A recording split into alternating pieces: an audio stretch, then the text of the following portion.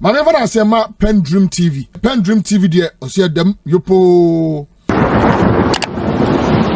Kpebu, bring you on this matter of the tribunals and the fears as raised by the NPP. Yeah. You have the bill. You have the bill, and whether those fears have been adequately addressed in this and also in the Constitution, because obviously this bill will be subservient to the provisions of the Constitution. That's why I reference 125 and 1444. 142, Tribunal is there. Okay, so let's start with this first. Senior Pierre Kubi, let me disagree slightly on the matter of the treason. The 139 and then 140.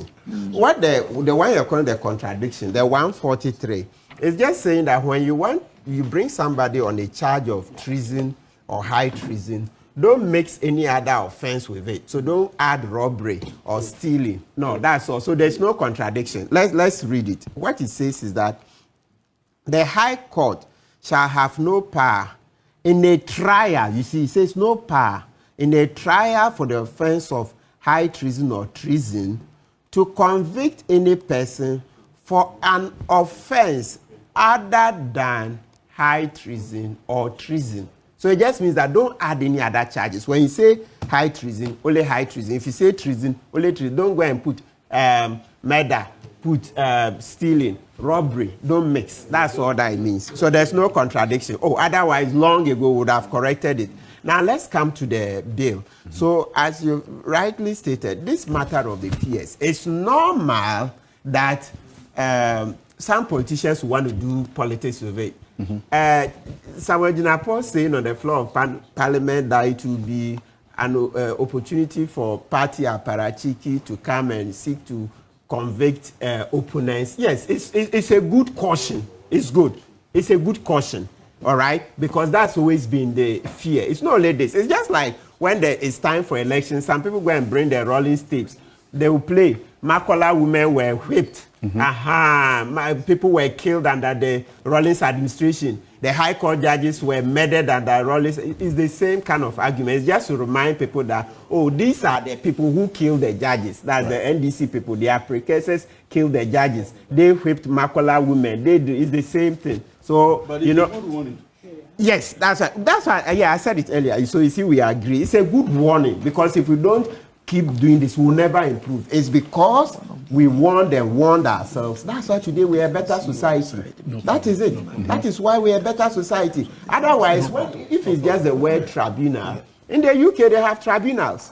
They use tribunal system, right? Yes, you see this compensatory tribunals, different tribunals in the UK. But ours, because of the revolution, that's let the blood flow, etc. Right? That's what. But we all know, as I said, when I started practice, the tribunals were still there, especially the regional tribunal. I remember for lawyers who were at there's a court, AMA, facing the sea around the Baden Powell Memorial. Yes, I mean, yes. Justice Jakwasu was a regional tribunal. This judge. Yes, and then there were other ones. Then later. So as the practice went on, later on, then they just stopped using it.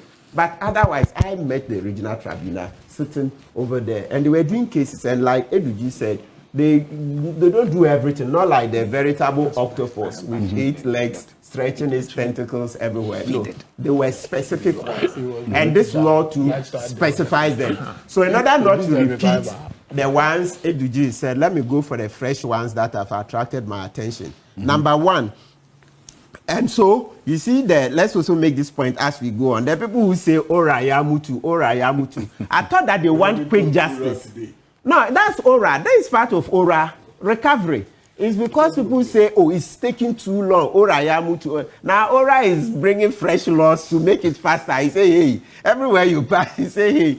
If you hadn't... Ora that is bringing the law. Yes, but it's part of... Ora is a government policy. Operation... It's not in the manifesto. Exactly. Operation Recover All Loot. And Ghanaians voted for it, so we support. So that's Ora trying to bring new laws so that we go on quickly. So let's go to the second schedule to the law. You see that for the Galamsey ones, they say when we start, we must finish within 42 days.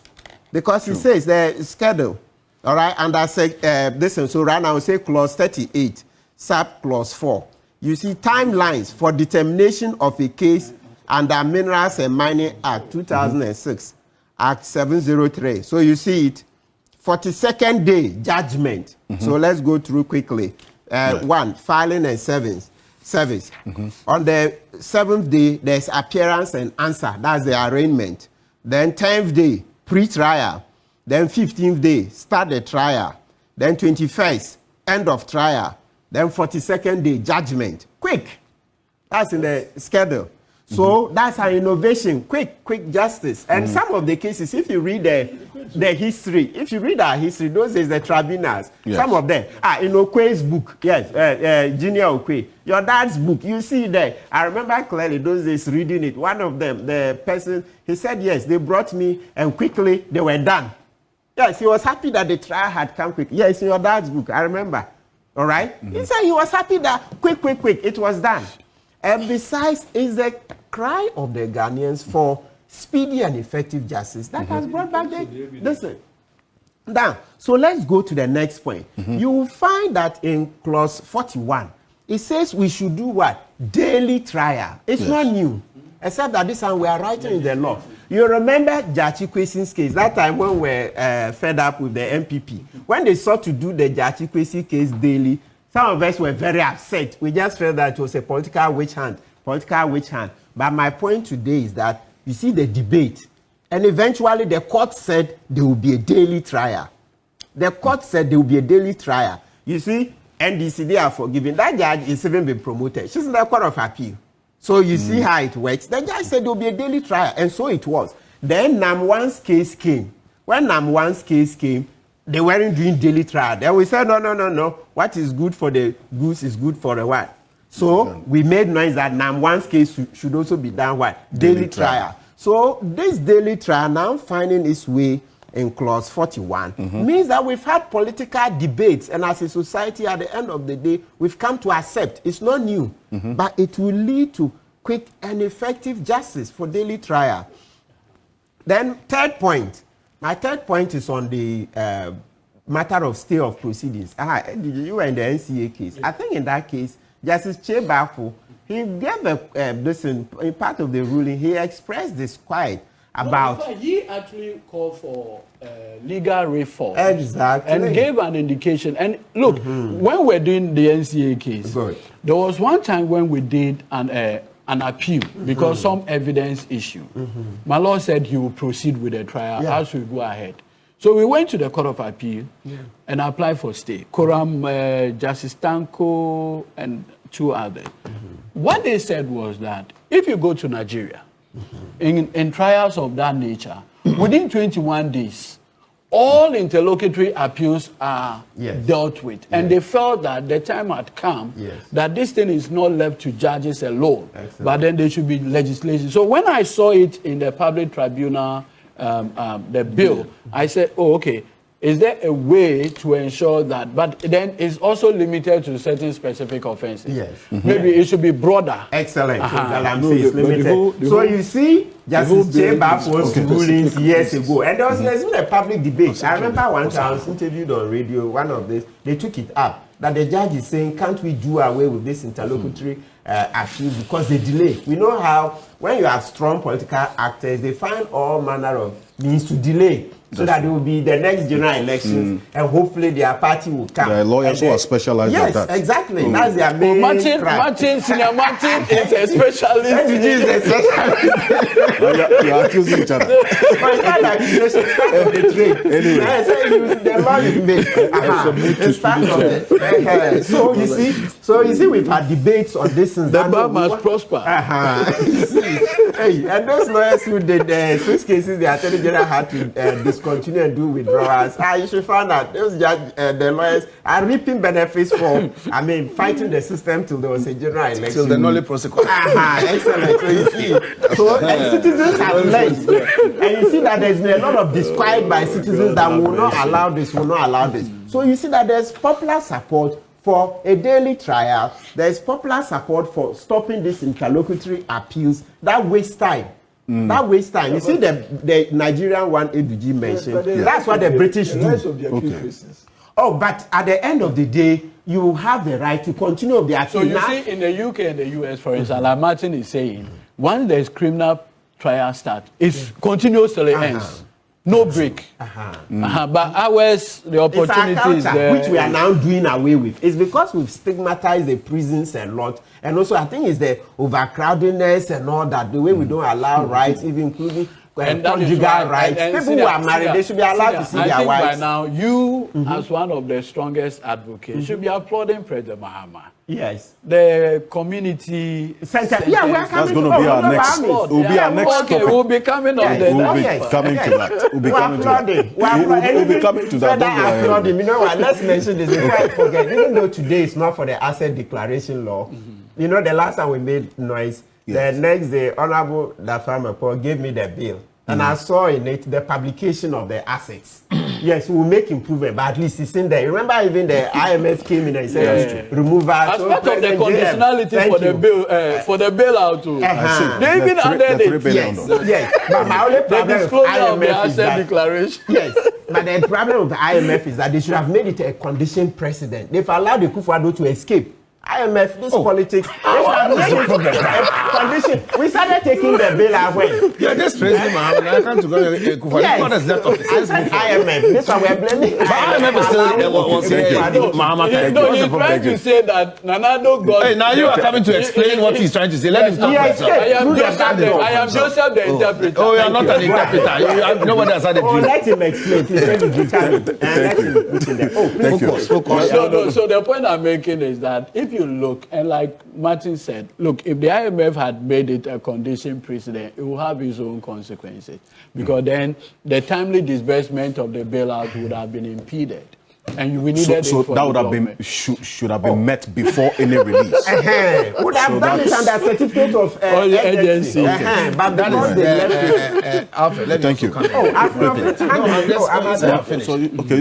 him run up. At the end of the day, that's their opinion. That is not the issue. Look, with this bill, nobody is saying that it is good or it is bad. First things first. I have to make this clear. I'm happy that you have sent me. Quick one. Let me make the comment quickly. I'm happy that Edwin has also sent me the bill. In fact, I spoke to our head of the committee, Animedu, yesterday, senior. But he wasn't able to send it to me. So that's why I came also to ask the questions, because Ghanaians want to know. So now that you have answered them, we are going to scrutinize them properly at the committee level, and then we'll come up with and we need to come up with suggestions and solutions, because look, this work that we're doing in this country, everything must be subject to public scrutiny so that we are all happy that the right law is applying. Nevertheless, I feel we could have achieved all of this or whatever we are seeking to cure, not necessarily with the public tribunals, but in the courts itself. That is the opinion that I also hold. Okay. The tribunals are also courts. Well, yes, the tribunals are courts. It's the constitution of it that they have a problem with. Oh, is the word So let's continue. So now, the next point is that, so the tribunal, to show that it's properly ingrained in our court system. So for our viewers, if you Google Courts Act, you will get it. And under the Courts Act, you see how provisions of it are still in sections 24, 25, 26, right? And 27. So it's still part of our law. When you Google the Courts Act, so the part, so this is to answer the part Ukwe was saying that Rawlings hadn't established it. Under Rawlings, he signed the Courts Act 1993, 459. You see sections 24, 25, 26, and 27 still on the public tribunal. Apart from the one you mentioned, just by way of public information, if you look at the Courts Amendment Act 2002, Act 620, it says an act to amend the Courts Act 1993, that's the Rawlings one, to abolish the circuit tribunals, to replace the community tribunals with district court. So if you notice, the district courts invariably came to replace the district tribunals and basically abolish it completely. But this one is a reintroduction more or less with clear delineations in terms of jurisdiction. Yes. And from what we've said, the regional one, for the regional one, it is a specialized high court. It's still part of our law. Yes. So that's why we refer to Yes. Article 142, 143. The regional tribunal Correct. is still part. That's the ones I say I practiced before I saw. Sure. That they will tell you. But later they just didn't put judges in there. So we stopped. But Right. it is The still part framework of is coming to show us how to organize and the direction to go. so the and the bill, jurisdiction. Yeah, so the bill calls it revitalization. Revitalization. That's a word you find recurring in the bill. Okay. All right. I think because time is gone, it's okay. You know, Alfred, usually when I am having to speak on these prison reforms, I do that from the point of somebody who grew up close to a prison. So in my very early days, because my parents worked more or less at Ghana Water at Kpebu, and the Ghana Water facility was just, the treatment plant was just by the Kpebu prisons. Okay. Wow. Yes, just by the Kpebu prison. The water works is just by the prisons. In fact, it's just a few meters away. So the school, my primary school in GSS was actually called Kpebu Prisons, Presby, Primary and GSS. Because it was more or less a school set up for prison warders and their wards and what have you. Yeah. And the experience for me in those days was that we saw prisoners come in and go. Not only that, people we lived in the community who later became, like, got themselves involved in crimes, ended up going to prisons in Kpebu. And so, at that formative years, you kind of, it was something on your mind that, hey, you know what, if you misconduct yourself, will be this. And look, it was a Presby school. So to the extent that even to go to church was mandatory. If you don't go to church on Sunday or Monday at assembly, it will be a problem for you. That was the kind of discipline that we were made to basically go through that prison, Presbyterian like training at that time. I think that time the moderator was Beku or something. There used to be a Presby moderator like that. So that was how, I mean, we basically got associated. I remember every Christmas 26, we celebrated it in the prisons because the prisoners would do concerts and others, and so we were permitted. We were grinding our cornmeal. The cornmeal was in the Kpebu prisons. Yes, so we had to go into the prisons. And you know, the thing with the prisons is that you knock once, you know, and then they'll open. Then you have to identify yourself that today you're only coming in to grind meal. And they'll tell us that if you are not careful, you go, you won't come back. So your identity and all those things, yes. But you see, I also noticed something really at that time, which has to do with the fact that the prisoners sometimes were asked to carry human excreta from, you know. So we saw all those experiences as primary school kids, you know, growing up in those times. What strikes me with this community sentence act, I understand now it's an act, is that I pray that President Mahama assent to this ACP by next week so that it's full implementation. It does appear that some form of training, we need some rigorous training of the prison officers. Yes, of the prison officers. I think it also comes with some recruits and logistics. There'll be presence because now you're going to have a situation where prisoners would have to stay in communities. And those prisoners staying in those communities would need to have people supervise them. There is an electronic intervention. That is when you geofence the area and then you put an anklet or whatever they call it, or bracelets, either around the arm or the leg. You geofence it, and then you map particular community. So if they ask you to go and work in this area, you are sweeping in this area, you are doing ABCD in this area. If you move outside, it means you've gone contrary to the order. That will mean. So there is an electronic solution to that presence matter. And I want to believe that crime alert crime check. And let me salute you for the great work you have done in the criminal justice delivery system. I applaud you greatly for that intervention. Because prior to this, you have been doing it. Look, all the prayers myself, senior, and all of us have done in our private practices, at any point in time, if our clients are convicted, our prayer to the judges is that the prisons are congested, and for that matter, we pray for non-custodian sentencing. And sometimes the judges are reluctant, simply because there's no legislative backing to that intervention. Guidelines.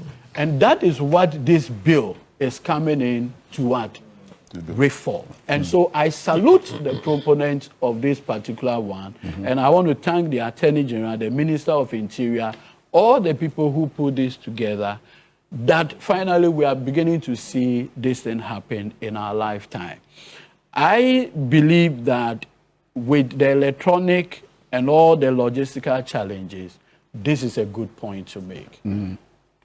I always maintain, you can't say you are a nation that respects human rights if the way you respect prisoners in a dehumanizing manner is problematic. True.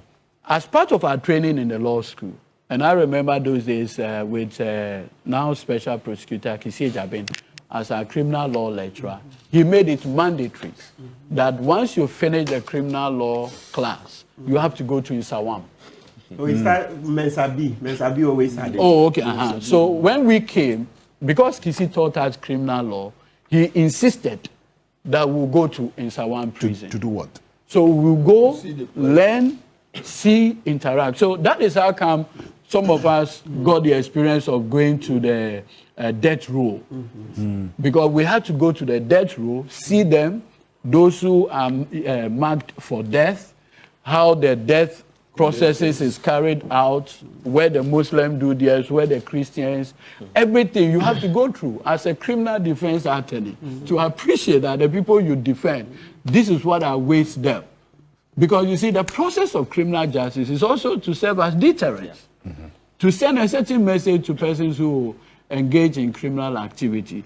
That experience for me has been quite profound. And I'm happy that today we are having all these pieces of legislation coming in to resolve decade-old problems that we've all anticipated that we can have solution to it. I am happy we've come to this point.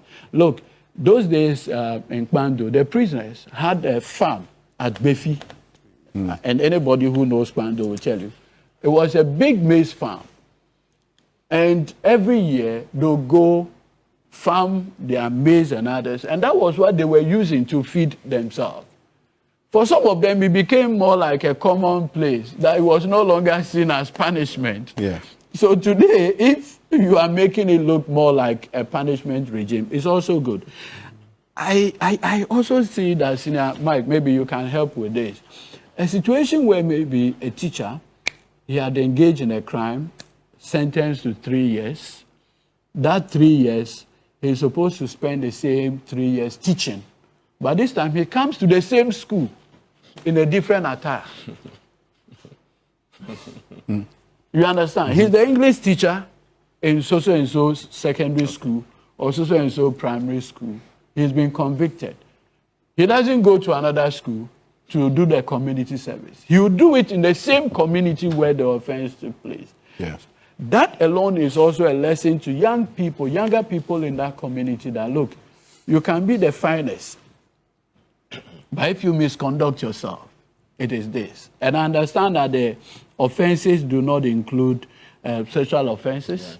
Yes. They do not include robbery. They do not include narcotics and some other offenses. And that for me, I am just thinking that maybe if they were left to the sentence, because you can have an offense so grievous, but the sentence is 3 years. Then you can partake in the community service, whatever we have. And look, as for prison, I always tell people that our approach to it should be a bit more of a humanizing approach, a dignified approach, particularly like when countries. Yes, yeah, I understand Norway, they have, yeah, well, you know, but there's also a cost to prison administration.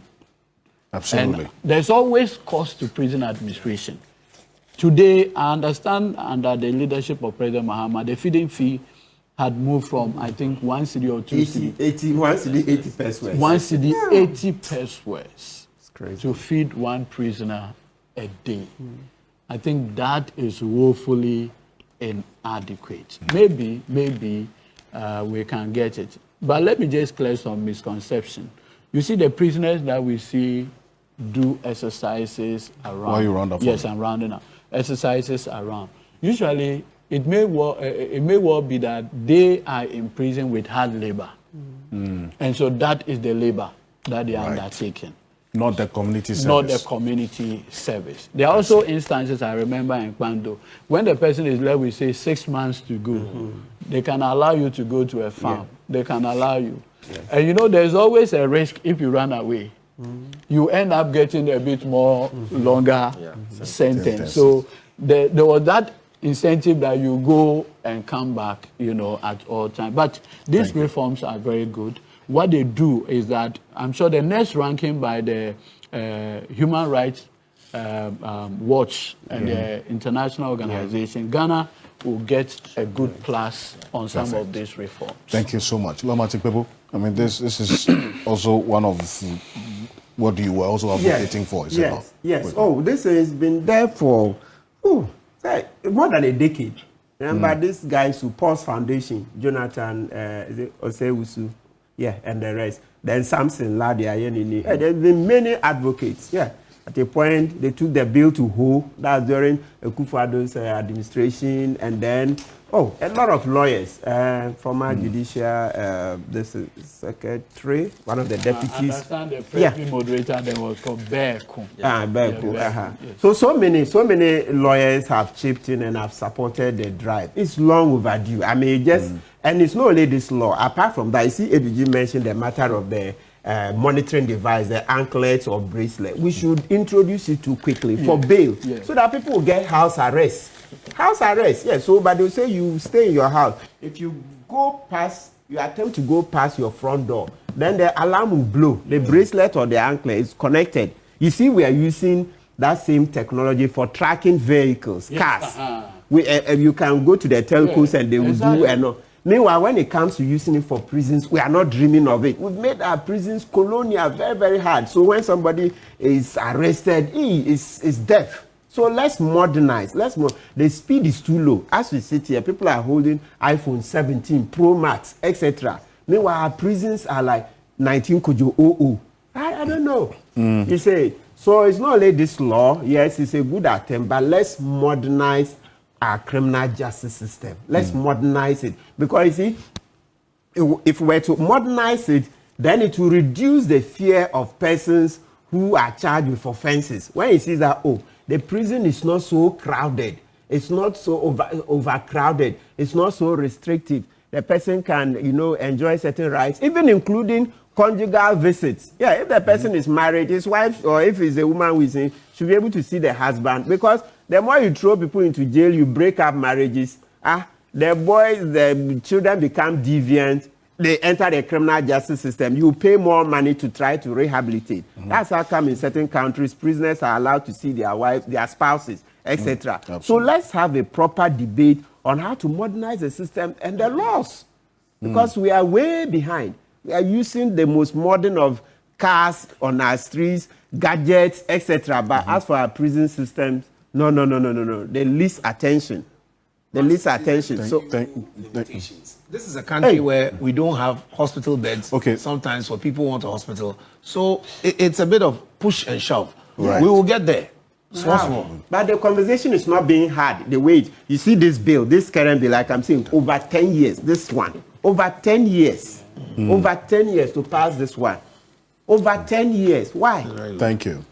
Mr. Kwati, I'll give you the last word Yeah, on I this think matter. it's good news. Has Just senior as, spoken? we have all we have all said, and I'm sure it could significantly reduce the country's prison population. If it could have it, then of course we've made a lot of strides. So we want to congratulate all the stakeholders who also have worked assiduously to ensure that it's an act, just as lawyer said. The president has sent to it so that we can have it rolled out. Yeah, quickly. And how bad is the situation? Maybe in 30 seconds, the overcrowding. You have come face to face with it. I mean, the lawyers know it. They've said it. You see, let me just tell you, when you go to Sawam, the other side, they sleep, your face, then the leg of the other person will face the other side. That is how they sleep, intense. So It's one not, fat, it's not, you fat into the other person's face. it's not a joke. It's not a joke. You know, like I said, because of the training at the law faculty, we're made to go in there to see it for yourself. I mean, you don't want to. Thank you very much, Alfred. And this is an innovation. I congratulate my Attorney General. He's done well by introducing this bill. And it is one of the bills that... And your dear friend, add it, so that people see how you and him have a love relationship. Yes, of course. Your dear friend. Of course, in Parliament, he was the chairman of the Subsidiary Legislation Committee, which committee I was ranking. We worked together for 8 years. That's fine. That's... but you have known each other from university. Oh, yes. Both of us went to university, the only university of Ghana. Of course, that is also true. But again, he's bringing innovation into the judicial system, which I commend him for that. And this bill soliciting for conversion of sentencing into communal service, it's a good innovation. And I'm sure it's one of the bills that will pass through Parliament without problems. So once again, congratulations, and I expect my parliamentarians to debate this, only just making sure that we bring effectiveness and efficiency into its supervision. That's all. I'm sure that it's a good thing to come. Perfect. How significant is this? And yes, Michael. Okay. In fact, very significant.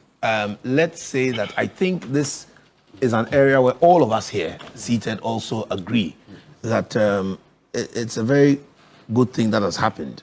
This was just passed on the 8th of July.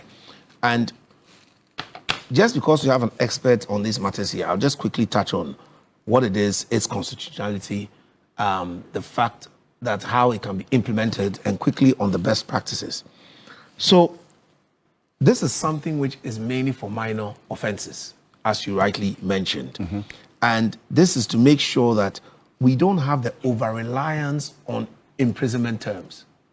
Because if you look in countries like the UK, for example, when it comes to the implementation, if we are not careful in Ghana, we may struggle with that, simply because we need to look at some of the best practices that are going with it. For example, probation, suspended sentences. How good are we at managing that? How many people have we even trained in the prison sentence, the prison service, for example, to look at the sentences? I'm sure we've all seen in the past, prison officers used to escort people to go and be weeding in our communities, and so on and so forth. We used to see that a lot more in the past. Now the question is, how do we implement it? Because we have to have situations where people may clock in or clock out. In Ghana, you'll be surprised. Somebody may clock in, go home and sleep, come back in the evening, clock out, and the system may allow him. This, for example, is something that we should look at, because the Interior Ministry told us that basically offenses that are punishable by imprisonment for 3 years or less is what would apply. That makes sense, and it takes care of overcrowding, for example. It helps also with rehabilitation and reformation, because there are some people that I would say he's a small boy criminal and he will go into the prison and go and learn big time crimes. Yes. Which would rather defeat the whole purpose of the person being put there. So if you look at Article 106, for example, where we're looking at the sentencing discretion of the judges, we are now making it a law whereby it allows the judiciary to operate within an act of parliament or within a law. And I think that is something that would help us. Except, of course, we must do it within the reason of the area of humane treatment, for example. We can't let people who are going to do non-custodial community service go and carry feces, for example, in public, or do certain things which will dehumanize the person. We must find certain criteria of work which would be humane to the way that they are being looked at. But just to yield to my fellow and colleagues here, I just want to end by saying that this is very welcome, and I think it will really help the judicial system. Perfect. Thank you. Mr. Kwarteng, I'll bring you on here because this is an area you work in, and your expert knowledge is appreciated right here. Right. But based on what you have seen in our prisons across the country, how significant will this be? Right. Thank you very much. I think this is what we have been waiting for over the years. We've been doing a lot of advocacy in the criminal justice system, especially on the need for the non-custodial sentencing bill, now community service bill, to be passed into law. And graciously, it's been passed into law. I'm sure some of you may have followed what we did with the late Christian Achu, especially with regards to the payment of fines for petty offenders. And I think, so we at Crime Check introduced what we call the Petty Offenders Project.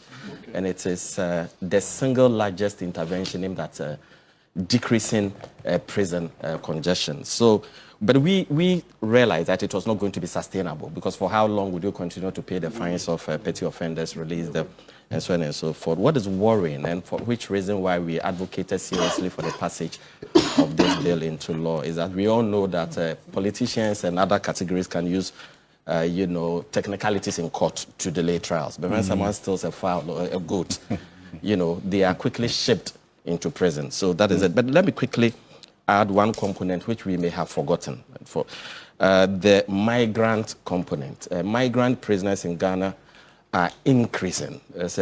Migrant prisoners, what do you mean? Absolutely. So we are talking. So let's restrict it to ECOWAS migrant prisoners, because of the regional framework, ECOWAS Protocol on Free Movement, that ensures economic integration. We have lots of migrants moving in, and looking at mixed methods research that I have done, a PhD research, you realize that even Nsawam alone has 700 migrant prisoners.